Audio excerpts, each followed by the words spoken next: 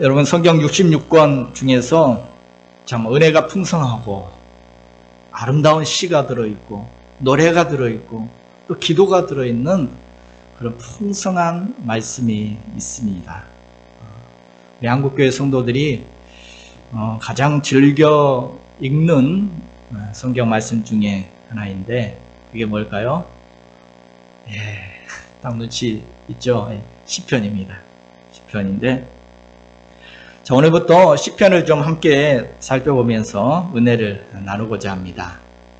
이 무더운 여름철 이 시편 말씀을 통해서 하나님께서 우리의 마음을 시원하게 하시고 주님 안에서 참된 쉼과 재충전의 시간이 되게 하실 줄로 믿습니다.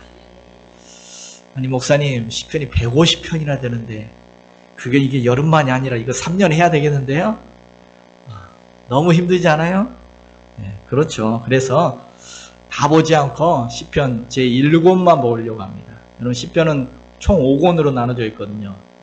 그 중에서 1권, 1편부터 41편까지가 제1권입니다. 이것만 먼저 보고자 하고 그것도 너무 많아서 다 보지 않고 제 나름 또 은혜가 되는 시편을 좀 선별해서 함께 은혜를 나누고자 합니다. 여러분 시편은 말 그대로 시죠. 근데 기도와 찬양이 들어있는 책입니다. 원래는 시가 아니라 노래입니다. 노래. 그래서 시편을 보면 그런 셀라 이런 음악 용어들이 들어있고 또 표제에 보면 무슨 악기에 맞춰서 부를 노래다라고 이렇게 펴 있는 부분들을 봅니다. 기도와 찬양이 바로 시편입니다. 특별히 이 시편은 우리 인생을 살아가는 희로애락이 다 담겨 있습니다. 다 담겨 있는 희로애락의 신앙으로 풀어나가는 그런 내용들입니다. 그래서 하나님 앞에 그 아픔들을 호소하고 노래하고 기도하는 우리의 신앙의 선배들의 그런 고백이 담겨 있는 책이 이 시편이라고 할 것입니다. 그래서 우리가 시편 말씀을 묵상해 보면 뭐가 보이느냐? 시편을 묵상하면 인생이 보입니다. 그리고 또 시편을 묵상하면 그 인생 가운데 역사하시는 하나님이 보입니다. 그리고 그 하나님을 의지하는 신앙이 보입니다. 뭐가 보인다고요? 시편 속에는 인생이 보이고 또 하나님이 보이고 그리고 신앙이 무엇인지가 보여집니다. 오늘 그래서 우리가 이 시편을 묵상하면서 우리의 신앙도 함께 성숙하는 것을 느끼게 될 것입니다.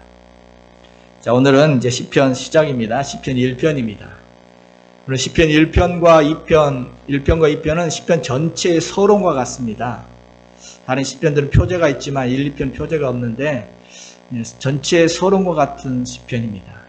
특별히 시편 1편은 우리에게 복 있는 사람에 관한 이야기를 우리에게 들려주고 있습니다. 어떤 사람이 복 있는 사람인지.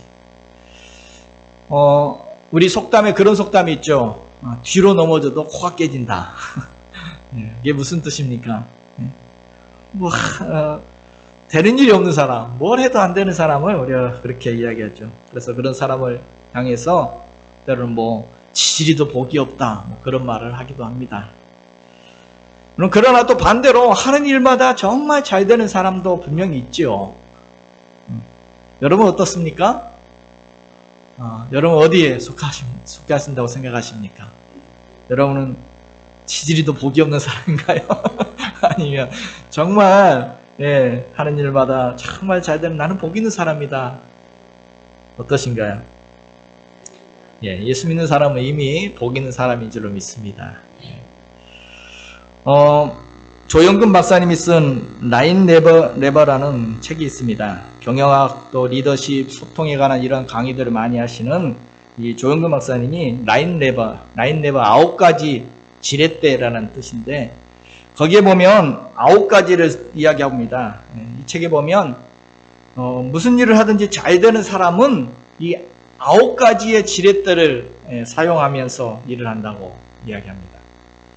그래서 이 9가지 지렛대로 다른 사람들에게 좋은 영향력을 행사하면서 그래서 좋은 결과들을 만들어내는 그런 일을 술술 풀어나가는 그런 사람에 대해서 이야기하는데, 자, 이 책에서 말하는 형통한 사람이 가지고 있는 9가지 지렛대는 이런 것입니다. 9가지는 태도력, 창의력, 절제력, 소통력, 도전력, 회복력, 학습력, 실행력, 친화력. 이런 9가지 능력을 발휘하는 사람이 하는 일마다 형통하고 술술 풀어나가고 좋은 영향력을 미치며 살아간대요. 그런데 말이 그렇지 쉽습니까? 이렇게 9가지 능력을 다 갖춘 사람 있을까요? 그런 사람 없죠. 이건 불가능한 일입니다. 자, 그런데 오늘 우리가 읽은 시편 1편에는 정말 형통한 사람, 복 있는 사람을 뭐 9가지 다 이야기하지 않습니다. 오직 한 가지를 말해주고 있습니다. 어렵게 9가지 다 말하지 않고 오직 한 가지를 이야기하는데, 그 한 가지가 뭡니까? 바로 말씀을 묵상하는 자가 복 있는 사람이다 라고 오직 한 가지를 이야기합니다. 오늘 본문을 다시 보면 1절에 복 있는 사람으로 시작해서 2절에 보면 이렇게 말합니다. 오직 여호와의 율법을 즐거워하여 그 율법을 주야로 묵상하는도다. 복 있는 사람이 누구냐? 오직입니다. 오직이란 말은 한 가지. 복 있는 사람은 바로 여호와의 율법, 바로 하나님의 말씀, 하나님의 말씀을 즐거워하고 그 말씀을 주야로 묵상하는 사람이 바로 복 있는 사람이고 형통한 사람이다 라고 말씀해 주고 있습니다.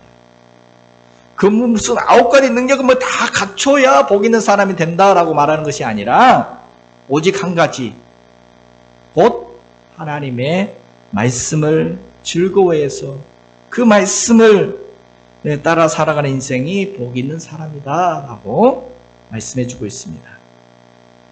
다시 말하면 복 있는 사람은 하나님의 말씀으로 된다는 것이죠. 하나님의 은혜로 된다라는 그런 말씀입니다.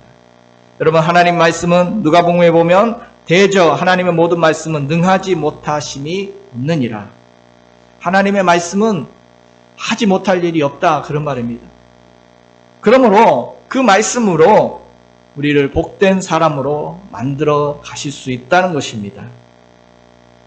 넘어져도, 뒤로 넘어져도 코가 깨지는 사람도, 정말 지지리도 복이 없다라고 생각하는 그런 사람도 바로 하나님의 말씀은 능히 복 있는 사람으로 만들어 갈 수 있다라는 것입니다.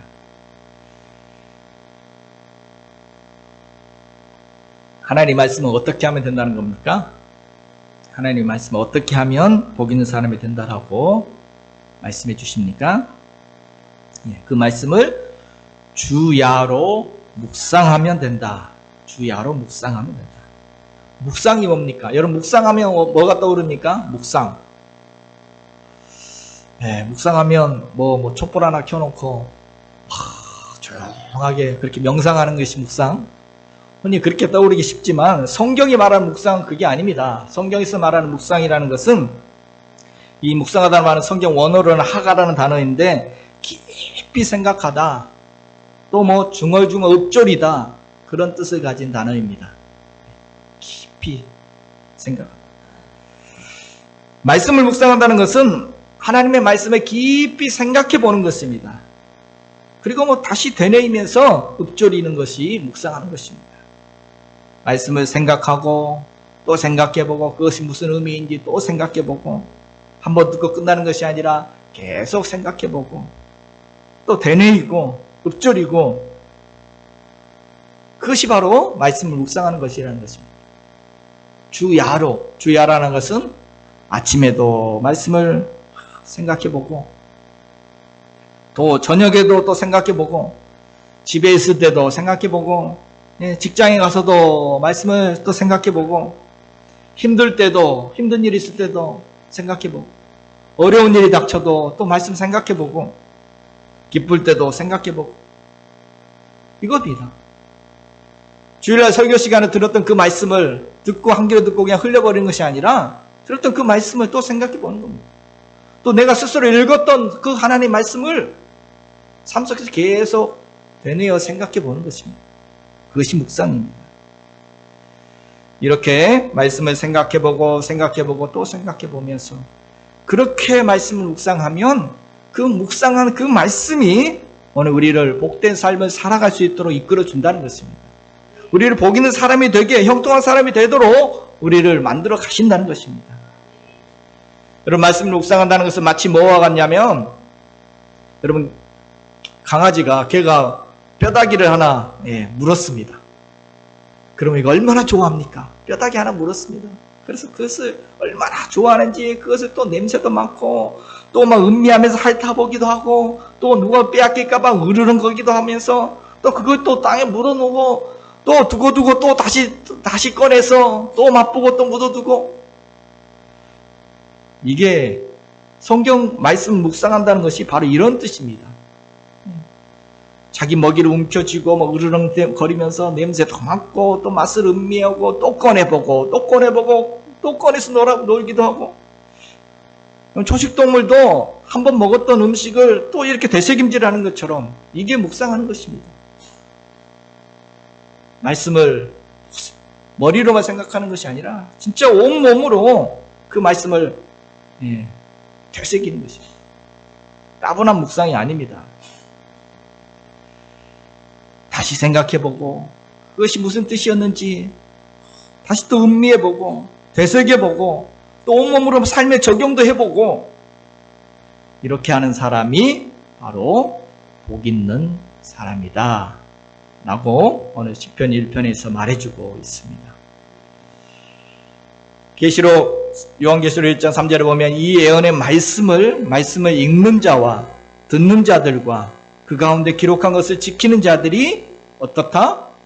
복이 있다 라고 말씀하십니다. 그 말씀을 계속 읽고 듣고 묵상해보고 또 삶에 적용해보고 이런 사람이 복이 있다. 자, 이렇게 말씀을 좋아하고 말씀을 묵상한 사람은 마치 어떻게 복이 있다라고 말씀해 줍니까? 마치 무엇과 같이 복이 있다? 오늘 3절입니다. 같이 한번 보겠습니다. 그는 시냇가에 심은 나무가 철을 따라 열매를 맺으며 그 잎사귀가 마르지 아니함 같으니 그가 하는 모든 일이 다 형통하리로다. 아멘. 하나님의 말씀을 늘 이렇게 묵상하는 사람은 마치 무엇과 같다? 시냇가에 심겨진 나무와 같이 복이 있다는 거죠. 시냇가에 심겨진 나무가 어떻길래?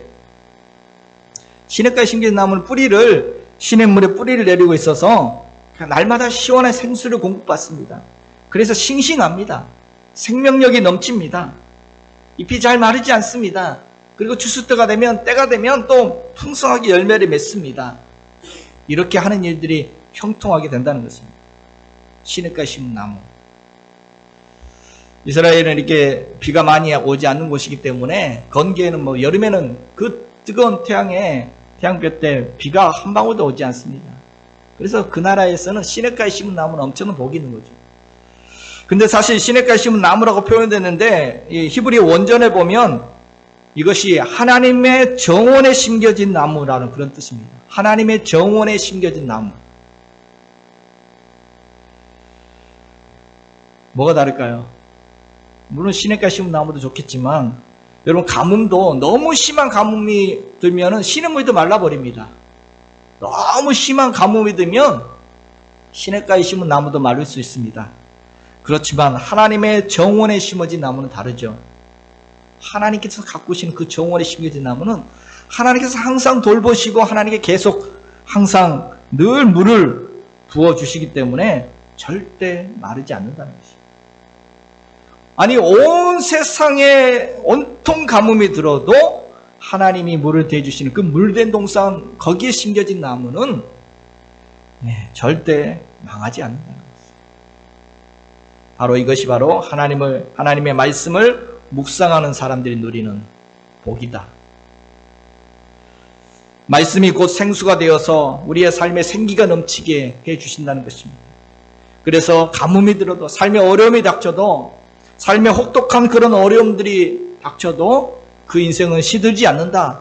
그 인생은 낙심하지 않는다. 그 인생은 쓰러지지 않는다. 망하지 않는다. 왜요? 늘 묵상하는 그것이 내게 생수가 되어서 그것이 내게 새로운 힘을 공급해 주기 때문에 그 어려움들을 이겨나갈 수 있는 내게 힘을 준다는 것입니다. 그 어려움을 뚫고 나갈 수 있는 그런 형통을 준다는 것입니다. 그래서 마침내 그 인생이 풍성한 열매를 맺게 해 주신다. 그래서 그 열매를 나누면서 축복의 통로로 살아가게 해 준다는 것입니다.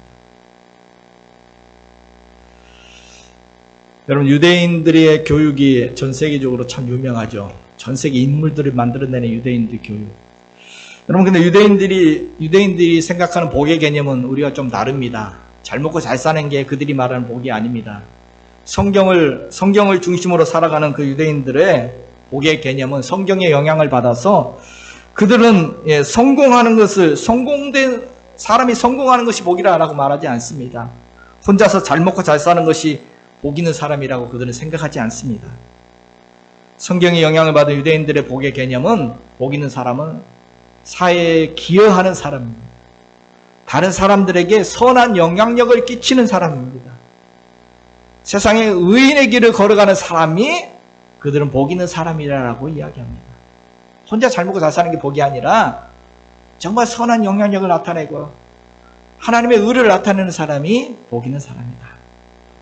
바로 이러한 사람을 세우는 것이 유대인 교육의 목표입니다.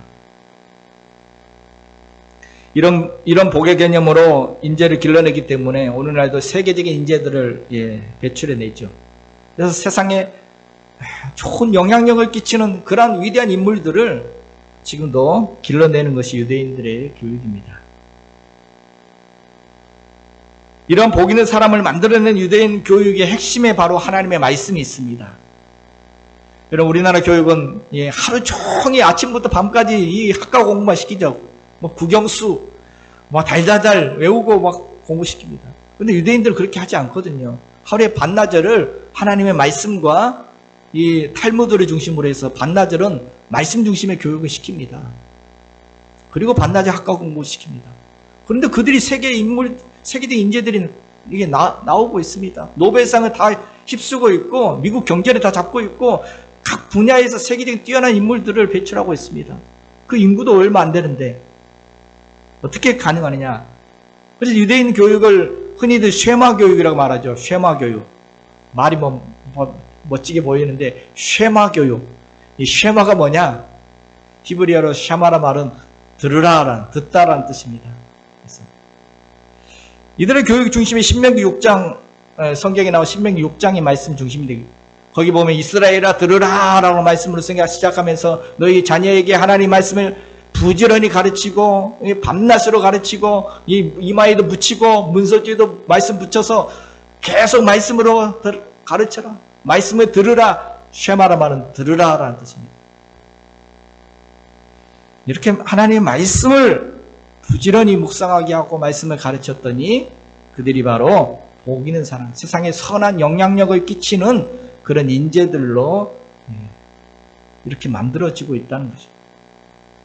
여러분, 그렇습니다. 하나님의 말씀은 능히 오늘 우리와 또 우리의 자녀들을 복 있는 사람으로 만들어갈 수 있는 줄로 믿습니다.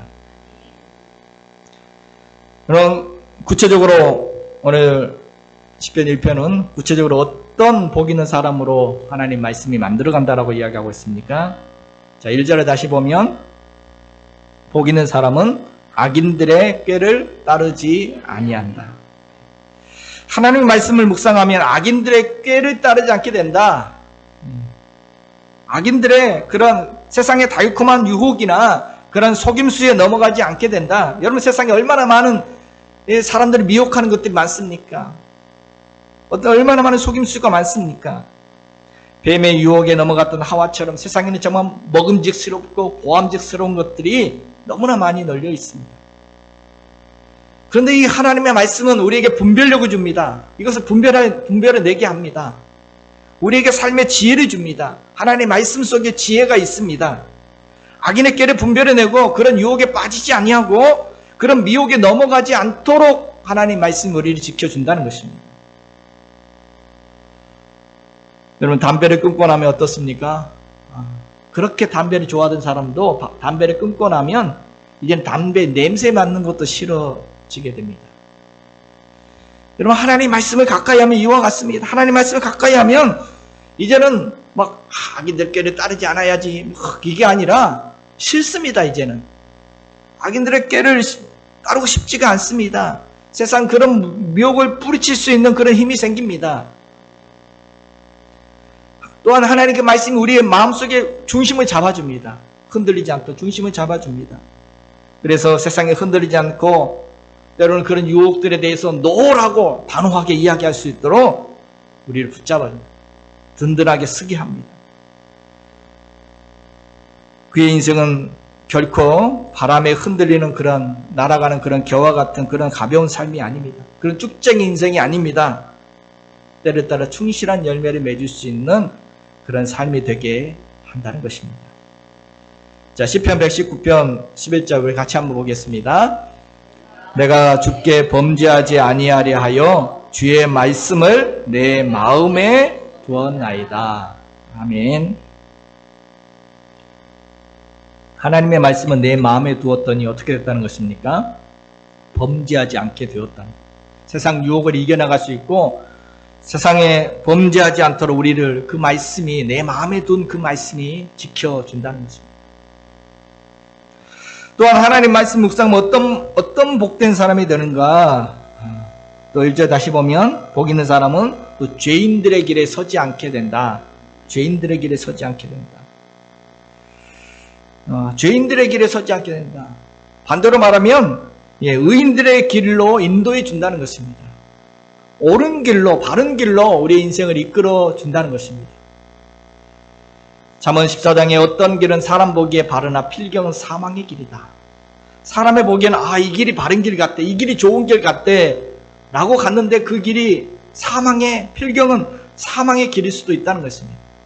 우리 눈으로 분간할 수 없는 경우가 많습니다. 그런데 하나님의 말씀이 우리를 사망의 길을 피하고 생명의 길로, 옳은 길로, 바른 길로 나아갈 수 있도록 우리의 인생을 인도해 가신다는 것입니다.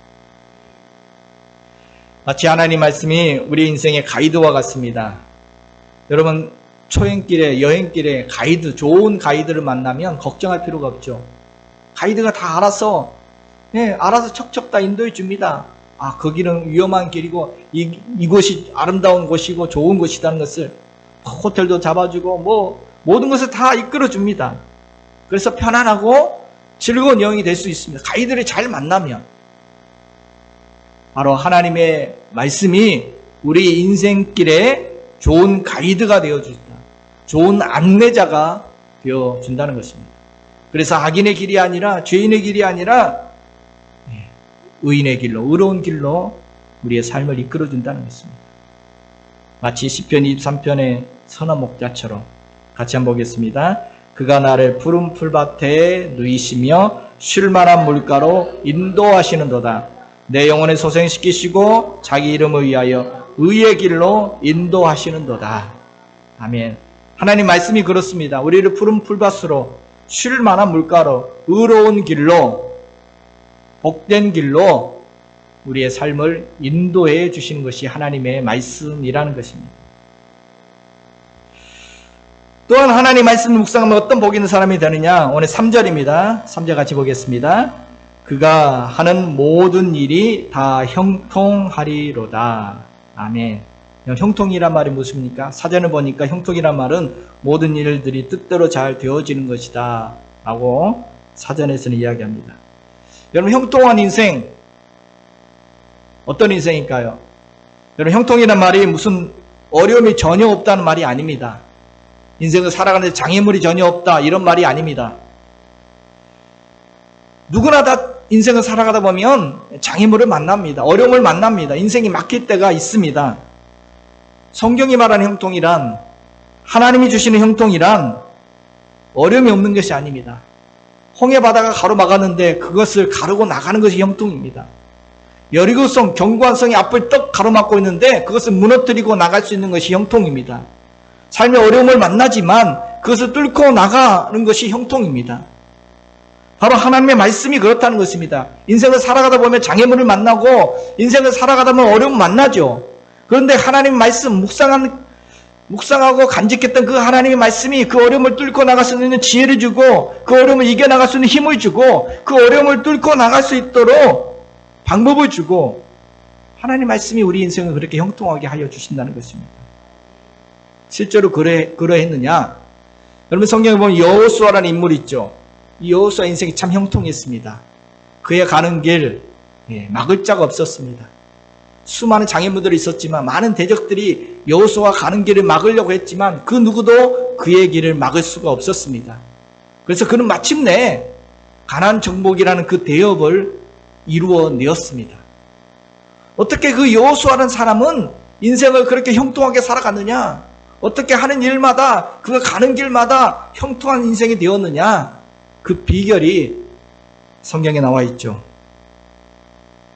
여호수아가 이 사역을 시작하기 초기에 모세의 뒤를 이어서 이스라엘 지도자가 되었을 때 하나님께서 여호수아에게 너가 이렇게 하면 너 인생이 형통할 것이다 라고 알려주신 말씀이 있습니다. 뭐라고 말씀했습니까? 여호수아 1장에 그가 처음 시작할 때 이스라엘 지도자가 되었을 때 하나님께서 그에게 이렇게 말씀해 주셨습니다. 여호수아 1장 8절 우리 같이 한번 앞에 보면서 같이 읽겠습니다. 이 율법책을 내 입에서 떠나지 말게 하며 주야로 그것을 묵상하여 그 가운데 기록한 대로 다 지켜 행하라. 그리하면 내 길이 평탄하게 될 것이라. 네가 형통하리라. 아멘. 어떻게 하면 된다? 모세가 성경을 기록해서 여호수아에게 건네줬습니다. 모세 오경을 기록해서 여호수아에게 줬는데 이것을 모세가 너희에게 준 그 성경 말씀을 그것을 붙잡고 그것을 주야로 묵상하면서 그 말씀에 기록된 대로 하면은 평탄하고 형통하게 될 것이다. 바로 그래서 여호수아 인생이 형통하게 되었다는 것입니다. 시냇가에 심은 나무처럼 형통한 사람이 되었다는 것입니다. 우리 그런 찬양도 있죠. 시냇가에 심은 찬양도 있는데 같이 한번 불러볼까요? 너는 시냇가에 심은 나무라 하나님의 사랑 안에 믿음 뿌리 내리고 주의 뜻대로 항상 살리라. 하나님 주의 시절조차 구원 열매 맺으며 주의 영화로운 빛 너를 도하시니 주의 뜻대로 항상 살리라. 아멘. 그 말씀에 따라서 살아가면 주님의 뜻대로 살아가는 그 인생은 시냇가에 심은 나무처럼 그렇게 복된 인생, 형통한 인생이 될 줄로 믿습니다.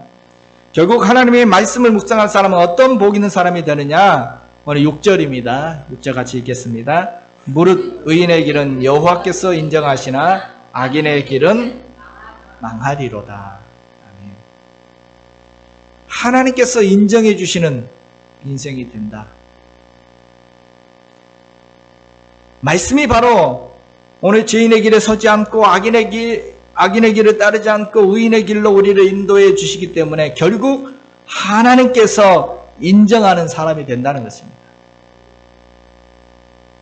우리가 하나님 묵상하며 살아갈 때, 말씀을 묵상하며 살아갈 때 하나님이 기뻐하시는 사람이 될 수가 있다는 것입니다. 하나님께서 너 잘했다. 너는 내 마음에 합당한 사람이다. 내 마음에 든다. 하나님께 그렇게 인정받고 칭찬받는 그런 인생, 그런 사람이 될 수가 있다는 것입니다. 여러분 회사에서는 사장님께 인정받는 게 최고가 아닙니까? 학교에서는 담임선생님께 인정을 받아야죠. 우리 인생은 우리 인생 주인 되시는 하나님께 인정받는 인생이 최고의 인생이고 가장 복된 인생인 줄로 믿습니다. 바로 하나님의 말씀을 묵상하며 살아가는 인생이 바로 하나님께 인정받는 복된 사람이 된다는 것입니다. 그래서 다윗을 하나님이 이렇게 말했죠. 내가 이새의 아들 다윗을 만나니 내 마음에 맞는 사람이라 내 뜻을 다 이루리라. 그렇습니다. 하나님의 말씀을 묵상할 때 말씀 묵상이 우리를 복된 사람이 되게 하실 줄로 믿습니다. 하나님 말씀 묵상할 때 그 말씀 묵상이 우리를 형통한 사람이 되게 하실 줄로 믿습니다. 그 말씀 묵상이 하나님께 인정받는 사람이 되게 하여 주실 줄로 믿습니다. 그러므로 우리는 복된 사람이 되기 위하여 어떻게 하면 되겠습니까? 오직 한 가지 너무 쉽죠. 그런데 오늘 하나님께서는 우리에게 이렇게 말씀하십니다. 오늘 1절과 6절에 보면 1절에 복 있는 사람은 죄인의 길에 서지 아니하며 6절에는 무릇 의인의 길은 여호와께서 인정하니나 악인의 길은 망하리로다. 여러분 우리가 시편 1편을 우리 1절부터 6절까지 말씀을 시편 1편을 읽고 묵상해 보면 이 대조가 많이 나옵니다. 대조. 두 가지를 극명하게 이렇게 대조를 하고 있습니다. 이것을 발견합니다. 복 있는 사람과 복 없는 사람, 의인과 악인, 형통한 길과 망하는 길, 또 악인의 꾀, 죄인에게 오만한 자의 자리와 또 하나님의 율법의 말씀, 시냇가에 심은 나무와 바람에 날아가는 그런 죽정이, 바람에 나는 겨. 계속 이렇게 대조를 해주고 있습니다. 계속 대조하고 있습니다. 여러분 이 대조를 통해서 우리에게 지금 뭘 말하고 있는 것입니까? 우리가 시편 1편을 묵상하다 보면 우리 마음속에 자꾸 이런 음성이 들리지 않습니까? 자, 이것이 있고 이것이 있다. 이것이 있고 이것이 있다. 그래서 뭐 하라는 것입니까? 결국은 선택하라는 것입니다. 우리에게 말씀해 주고 계십니다. 선택하라. 둘 중에 잘 선택해라. 오늘 우리를 지금 자꾸 오늘 시편의 말씀 우리를 자꾸 이 선택 앞에 내세우고 계십니다. 너 어떻게 할래? 자, 두 길이 있는데 너 어떻게 할래? 어느 길을 선택할 거니? 라고 우리에게 지금 묻고 있는 것입니다. 그럼 그렇지 않습니까? 두 길을 선택합니다. 신명기 30장에 보면 내가 생명과 사망과 복과 저주를 너의 앞에 두었은즉 너와 내 자손이 살기 위하여 생명을 택하고 내 하나님 여호와를 사랑하고 그 말씀을 청종하며 또 그를 의지하라. 두 길이 있다. 선택하라. 내가 너희 앞에 이 두 길을 두었다. 하나님께서 지금 우리 앞에 살 길과 죽을 길, 흥할 길과 망할 길, 형통한 길과 망하는 길, 행복한 길과 불행한 길. 지금은 두 길을 쫙 이렇게 보여주고 계시는 겁니다. 그래서 둘 중에 너 보기에 좋은 길 선택하라 하십니다. 그러면서 기왕이면 사는 길을 선택해 보아라. 기왕이면 형통한 길을, 기왕이면 행복한 길을 선택하라라고 오늘 지금 말씀하고 있는 것입니다. 선택 잘해봐. 생명의 길. 생명의 길을 선택해. 행복한 길을 선택해. 흥하는 길을 선택해. 그것은 바로 하나님의 말씀을 주야로 묵상하면서 그 말씀을 생각하고 읊조리며 그 말씀을 따라 살아가는 것이 바로 그 길이야. 라고 우리에게 지금 알려주고 있는 것입니다.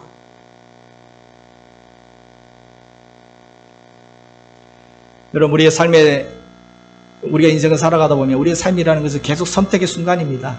계속 선택하고 선택해야 합니다. 여러분 그렇지 않습니까? 계속 선택이죠. 미국의 대표적인 시인 로버트 프로스트가 이런 시를 썼습니다. 미국에서 퓰리처상을 수상했던 미국 대표적인 시인인데 그가 가지 않은 길이라는 시를 썼습니다. 가지 않은 길. 이 시를 좀 소개하고자 합니다. 이런 내용의 시입니다. 노란 숲속에 길이 두 갈래가 나에 있었습니다. 나는 두 길을 다 가지 못하는 것을 안타깝게 생각하면서 오랫동안 서서 한 길이 굽어 꺾어 내려가는 데까지 바라볼 수 있는 데까지 멀리 한 길을 바라보았습니다.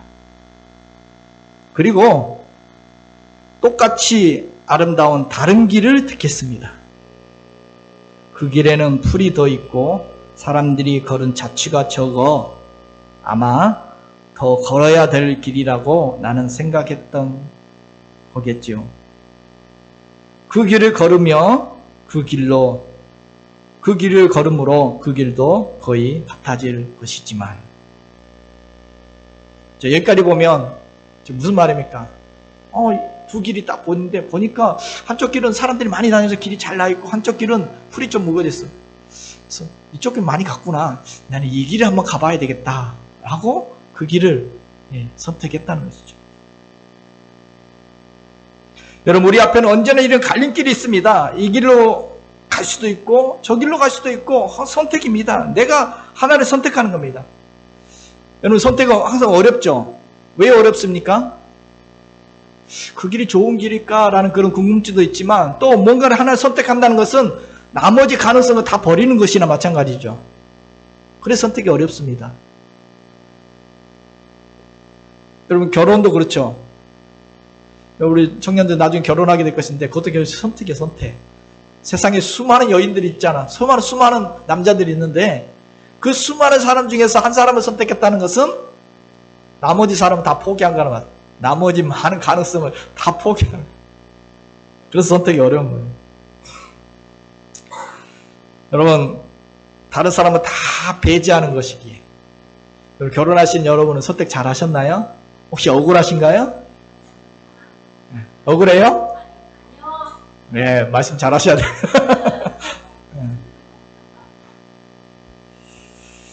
자, 안 어려워요. 자, 이 시를 보면 이 시의 마지막 부분이 이렇게 돼 있습니다. 이 시의 마지막 부분이 이렇게 이야기합니다. 자, 선택을 하고 나중에, 자, 훗날에 나는 어디선가 한숨 쉬며 이야기할 것입니다. 숲속에 두 갈래 길이 있었다고. 나는 사람들이 적게 가는 길을 택하였다고. 그리고 그것 때문에 모든 것이 달라졌다고. 훗날에 내가 그때 두 갈래 길이 있었는데 그때 사람들이 많이 안 가는 길을 내가 선택했었는데 그것 때문에 내 인생이 완전히 다 달라져 버렸어. 선택이 이런 것입니다. 많은 걸 생각하게 하는 것이죠. 여러분, 지금 우리 앞에 복 있는 사람의 길과 악한 사람의 길을 지금 너 어느 쪽 선택할래? 라고 지금 시편이 묻고 있는 것입니다. 너 어느 쪽 선택할래? 지금 시인은 이 시편을 읽고 있는 오늘 우리에게 지금 묻고 있는 것입니다. 지금 계속 대조하면서 묻고 있는 거예요. 두 길을 선택하는 방법까지 알려주고 있습니다. 자, 악한 길을 선택하는 방법은 어떻게 하면 되느냐? 악인의 말을 따르고 죄인의 길에 서고 오만한 자리에 앉고. 무슨 말입니까? 악한 자들은 늘 가까이 하면서 지내고 악한 사람들은 늘 그런 사람을 좋아하며 살아가는 인생이 바로 악인의 길을 선택하는 것이고, 반대로 하나님의 말씀을 즐거워하고 그 말씀을 늘 가까이 하고, 다시 말하면 하나님을 늘 가까이 하고 하나님의 그 말씀을 늘 가까이 하며 살아가는 것이 복 있는 자의 삶의 길을 선택하는 것이다. 무엇을 가까이 하느냐? 누구를 가까이 하며 살아가느냐? 이것이 바로 여기에 달려있다는 것입니다. 인생이 달려있다는 것입니다. 향을 싼 종이는 향내가 나고 생선을 싼 종이에는 비린내가 납니다. 그렇기 마련입니다. 향나무를 찍은 도끼에서는 향내가 나기 마련입니다. 누구를 가까이 하며 누구와 함께 지내며 살아가느냐에 따라서 그 인생의 내용과 질이 결정됩니다.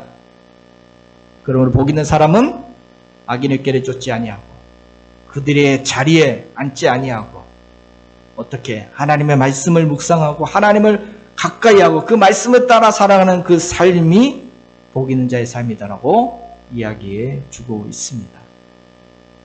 지난주에 말씀드린 영생도 그런 거지. 하나님과 동행하는 인생이 영생을 누리는 삶입니다. 여러분, 복 있는 사람의 길을 갈 것인가? 악인의 길을 따라 갈 것인가? 지금 우리가 지금 갈림길 앞에 지금 서 있습니다. 시인의 시처럼, 프로스트의 시처럼 그 길을 선택하느냐에 따라서 훗날에 우리는 내 삶이 그 선택함으로 통해서 완전히 달라졌어 라고 이야기하게 될 것입니다. 여러분, 어떤 길을 선택하겠습니까? 선택은 여러분에게 맡깁니다. 우리 청년들 앞으로 갈 길이 더 많이 남아있는데 내 인생을 어떤 길을 따라갈 것인가? 좋은 길을 선택하는 용기를 낼 수 있기를 축복합니다. 오늘 시편 1편 히브리 성경에 보면 원래 시편 1편은 감탄사로 시작합니다. 우리나라 성경에는 이 번역이 이렇게 되어 있는데 원래는 이 감탄사로 시작합니다. 복되도다 라는 이런 말로 시작하고 있습니다. 복되도다 이런 선포로 시작합니다. 그래서 공동번역, 카톨릭하고 개신교 같이 번역한 공동번역 성경에 보면 이렇게 번역을 했습니다. 이게 한번 3절까지만 한번 볼까요? 같이 한번 보겠습니다. 복되도다 악을 꾸미는 자리에 가지 아니하고 죄인들의 길을 거닐지 아니하며 조소하는 자들과 어울리지 아니하고 야훼께서 주신 법을 낙으로 삼아 밤낮으로 그 법을 되새기는 사람, 그에게 안 될 일이 무엇이랴? 냇가에 심어진 나무와 같아서 그 잎사귀가 시들지 아니하고 제철 따라 열매 맺으리. 그냥 시처럼 표현해놨죠. 시처럼 잘 표현은 복되어라. 하나님 우리 축복하는 축복입니다. 이건 복되어라. 여러분, 요즘 여러분 삶은 어떻습니까? 행복하십니까? 불행하십니까? 좀 살 것 같습니까? 아니면 죽을 것 같습니까? 오늘 지금 우리 앞에 두 갈래 길이 놓여 있습니다. 무엇을 선택하느냐에 따라서 완전히 달라질 것입니다. 복되어라. 축복하시는 하나님을 가까이 하며 그분의 말씀, 하나님 말씀을 주야로 묵상하고 생각하며 그 말씀을 따라 살아감으로 말미암아 복된 사람의 길을 선택하고 걸어가는 행복한 삶의 자리가 되기를 주님의 이름으로 축복해 드립니다.